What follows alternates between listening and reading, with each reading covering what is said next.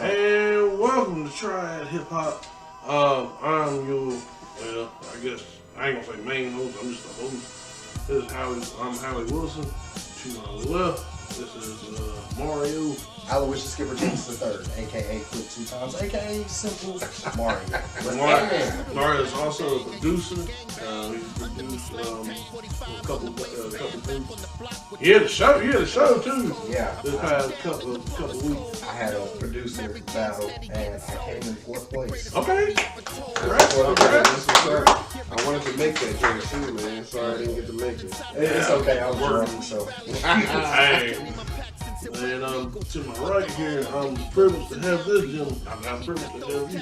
I'm privileged to have this gentleman to the right. This is Curtis. He's a hip hop. I guess what I would say is he actually watched hip hop come into conception. Yeah, fruition, conception. He's a hip hop historian. There you go. Yeah, there you go. And although he's also author of a book. Yep, actually 5 books. There you go. 5 books. And niggas don't read, so. No, they don't. I got 5 books on Amazon, but you'll never see them because you're not gonna go. But I had from New York City, Bronx, New York. Born in Harlem, raised in the Bronx. So I came down here to North Carolina, so doing my thing, but I still rep the VA. So, okay, now I'm gonna just ask y'all this: how did y'all get into hip hop? I mean, what brought y'all passion into it? What do you? Was it a certain record, certain vibe, the dress, the attitude? What was it? Oh, I can go first. Okay, so Want me to go first? yeah, you go. All right, I'll go first. Yeah. Well, I mean, for me, it was kind of hard for me not to because I was born right there when it was all happening, you know what I mean? So I was born in Harlem and then I moved right to the Bronx. I was born in 74, so that was when it was just getting started.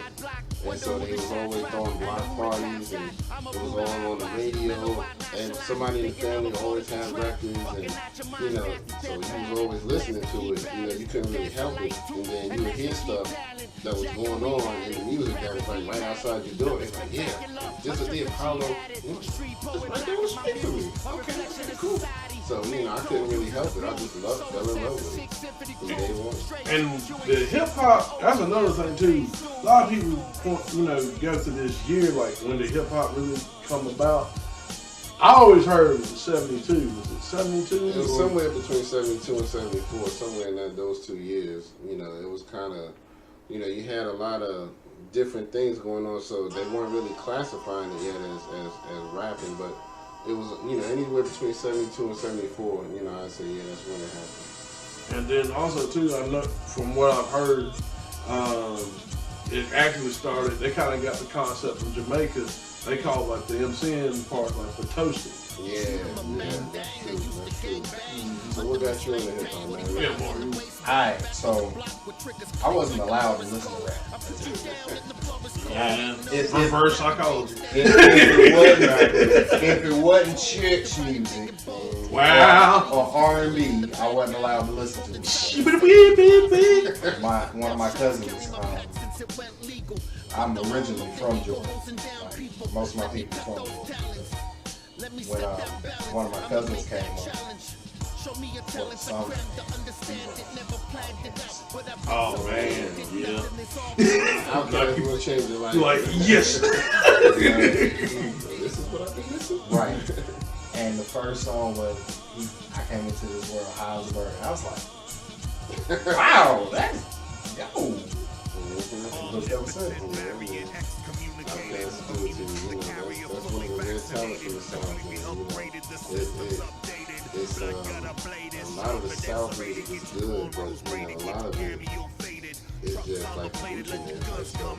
He ain't really, I don't really care for Gucci and You don't like Guap and Plies, baby? Okay, so what y'all missed earlier was?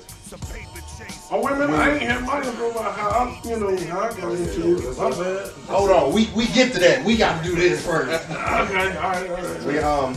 We were discussing how earlier rap was more about getting the party started, getting the crowd hyped, things like that. Come on, bro, just clap them.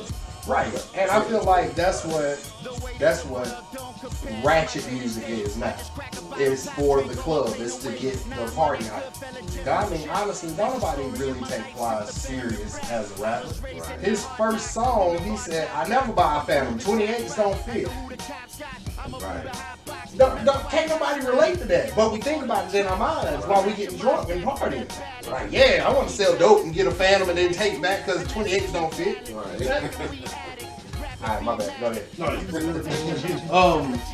how I got into hip hop, there was a lot of things. I was born in '83, so I mean, you had to like also liked, you like your Snoop and your Dre's and stuff because everything was coming towards that West Coast feel. Pete Rock and CL Smooth, They Reminisce Over You, that was another record. Like kind of brought me in, and Pac, I would have to say Pac really definitely had some influences on who I like and who I kind of hated in hip hop, but then I kind of learned to like again, except another artist. I'll talk about that later. But the album that really got me into hip hop, surprisingly, is Cypress Hill, Temples of Doom. That album right there really kind of got me into hip hop. Not necessarily just because, they're not like the greatest lyricists or anything like that, but one thing about Beat Real and stuff, they kind of set the standard in its own. And, it just kind of, that album really kind of changed my life and kind of made me listen to hip hop the way I listen to it now. And I'm not trying to say this to diss anybody, but if I kind of gravitated toward Tupac and everything, I've probably been like a, pop hip hop, like as opposed to like the grind, the grimy and gritty sounds, the underground or independent and stuff like that. And, you know what I'm saying? That's what kind of got me into that. But see, you know what? Back in the day though, you could appreciate versatility in hip hop because like Cypress Hill, they weren't the best lyricists, but they just had such a laid back. You just want to smoke something to the song, right? You know what I mean? They just got you down with them. I don't even smoke weed or nothing like that. Right. But they just. Hey, but you know what I'm saying? But they was just that. They were that group, man. They just had, and then they kind of had conceptual records. That song on Black Sunday, Cock the Hammer. Oh my God, it was just the rain, the thunder, the low beat come in, and my man was fixing, clicking the slot and all that stuff. Man, it was just, just that concept. I think that's what's kind of missing today, which kind of brings it to my next topic. Y'all kind of dabbling into this, rappers today versus rappers yesterday. You said the old school was trash. I don't think they were trash, but I think what got I know it's trash. What was played on the radio, I think, compared to what came after it. I can kind of agree with that. That's the thing. Like the '70s rap was simple. You can't deny it. It's really simple. It was like da da da da da da da da da. Right. They kept the basics. I think to me, what made it progress into more lyricism was the battle. When you had people like Busy B, he battled Roxanne Shante. Fruit Corn from what's the group? Battle Roxanne Shante. I can't remember the group now, but the group with that Stetson Sonic. Yeah. He battled Roxanne Shante, Fruit Corn. Stuff like that made people start saying, okay, I got to get a little more clever because now I got to figure out how to diss people on my record. Right. So I think that's the kind of thing that brought in the lyricism. But originally, I think it was just more so, let's get the party going. I'm the master of the ceremony. I know how to do that. That's why they appreciated the DJ more back then. DJ had his music on, but the rap was like, okay, now let me get the crowd waving and doing all of this, and I think Lil Jon going back. Not to kind of Little Pop or whatnot. But I think Little John kind of did that well. That's one thing I liked about Little John and the East Side Boys. Like Little John was the actual DJ, and the East Side Boys was rap. You know, that kind of made that go full circle with that kind of old school feel. I mean, not that, but you know, that whole cadence as far as like, well, the DJ is the main guy. You know, that was hard. That was kind of hard to do. You know, back in that era. Lil Jon also was a Swiss Army knife when it came to music. Because not only was he rapping, not only was he DJing, but he was also producing like 80% of the record. So he's very versatile, man.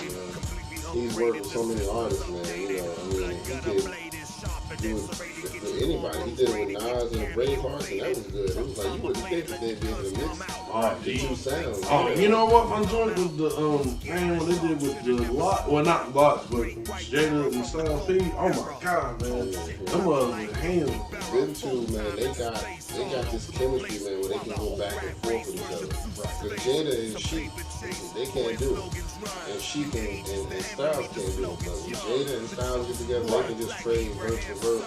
Like back when they was battling like Genie and all of them, they was just putting out stuff, man. It was just like them two. When you heard them two rap together, it was just bar for bar. It just made sense. Yo, when they murdered 50, yo. The dopest line I can recall that Jada said off the top of my head was, my bathtub lifts up, my walls do a 360. Yeah, we got shit going. Yo. Yeah, man, he spits some good lines, man. Everything he do, man, I'm waiting for that one line that's gonna blow me away. I know he's gonna at least have 1 or 2 lines, man, before like, whoa. That's going back to what you were saying, like with the 70s, and you know, that's the thing. How I feel about like hip hop and lyricism. Like 70s came simple, the 80s were kind of, you know, like I said, they stepped it up.